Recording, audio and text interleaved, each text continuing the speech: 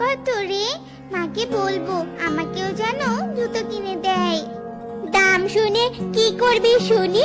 এখন তো স্কুলের বইগুলোই ঠিকভাবে কিনতে পারিসনি, আবার জুতো কিনবি কি করে রে? হ্যাঁ, এভাবে কেন বলছিস কুহু? আমরা তো গরিব, তাই তো তোদের মতো যখন তখন দামি কিছু কিনতে পারি না, সেজন্য এভাবে বলবি? হয়েছে হয়েছে, থাক আর বলতে হবে না। তুই যে গরিব সেটা আমরা ভালো করে জানি, বুঝেছিস? এই কুহু শালু, চল চল আমরা গিয়ে ছিটে বসে পড়ি, এক্ষুনি আবার ম্যাডাম চলে আসবে, বুঝেছিস?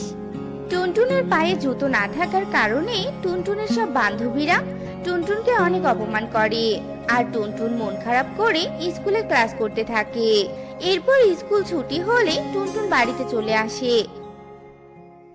মা, ও মা, তুমি আমাকে জুতো কিনে দিবে? জানো মা, স্কুলে আমার সব